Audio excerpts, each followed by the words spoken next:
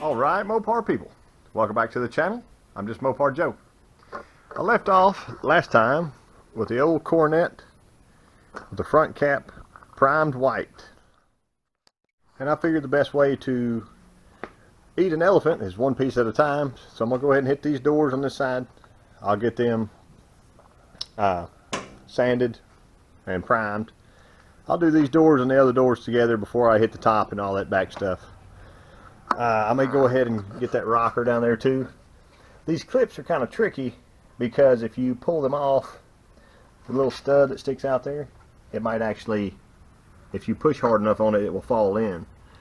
So I may go ahead and just try to get these twisted. I'll sand each side of them, twist them, all that jazz. But I'll shoot my guide coat on these two doors, sand over it, and then I can wipe my spot putty. You may can tell there's just little tiny, a few little dings in there, not bad. Nothing that I wouldn't say anything on this door needs Bondo or filler. Pull the mirror off, door panel's off right now, so I can take off that door handle in a minute. I'll probably leave this piece of trim. That's kind of my theme, is leaving that top trim on everywhere. And I took my grinder. It had the metal there kind of puckered up where it would tear a piece of sandpaper if you rubbed over it. So I just got my grinder, knocked that off smooth. But yeah, I gotta go to work. Also, the paint is in for this car. I showed you that paint chip a few days back. So I want to open that can up, maybe just stir it around, dip a stick in it, see how close we are. We can see that today too.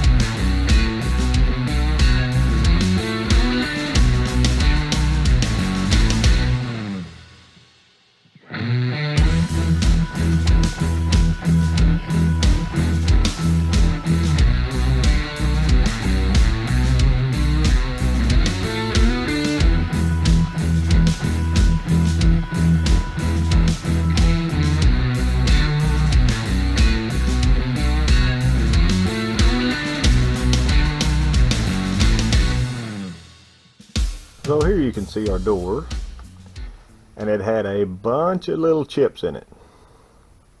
So I have taken my Dremel tool and I have got all the little rusty pits out of those chips. So instead of stripping this entire door, I can come by and wipe this with my fine glazing putty that I showed you last time, the U-pole stuff that is good for direct to metal. Then I'll come by and sand the entire door again, knocking all those little spots down. And I'll sand over that one more time a little bit finer. Finally, I will be able to prime that door. And sand it off that back door while this front one is drying. I started out with my big spreader. That was probably a mistake, didn't need it. I've got a little one now, and I'll show you when I wipe this door. But if you look in here, if I can get the light right, there's a couple, had a dimple there and a dimple there. The reason why I'm using my little Dremel tool to kind of bring that into bare metal, that surface hasn't been prepped yet. So in theory I could take a piece of, I don't know, 80 grit and stick in there and just grind it away with my thumb and then wipe it. But while I have the Dremel out, you see these little nicks. I think that's a little bit of rust. It's just surface rust.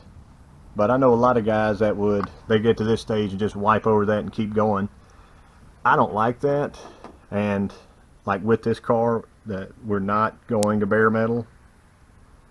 So all those little nicks, I just take my little Dremel tool and I can show you here real quick what that looks like. See, there's one there.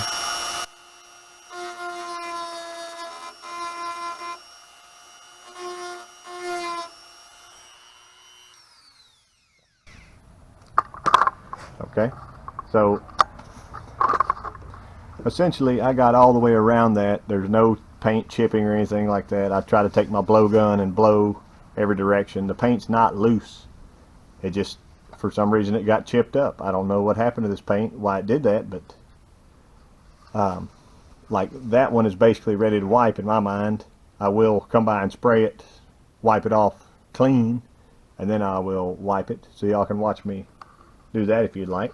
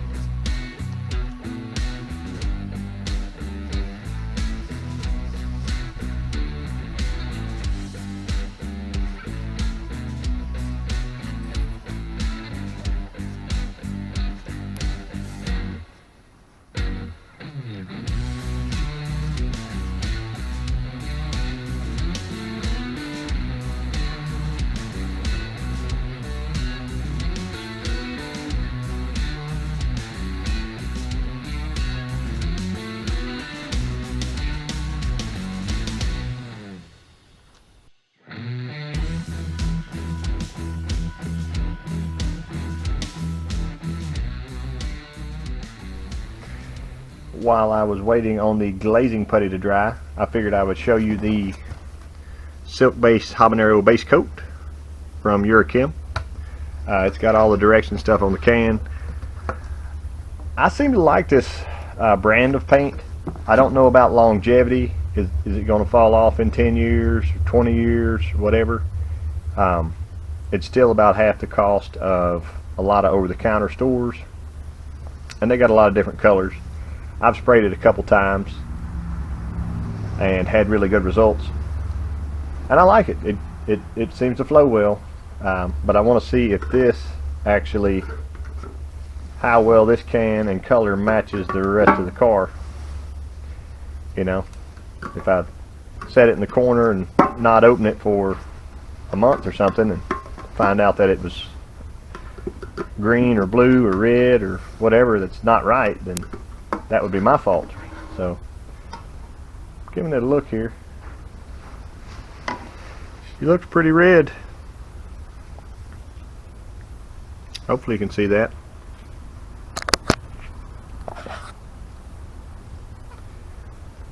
I'm going to take it out in the sunshine and check it out too, real quick. Like, hopefully you can see that.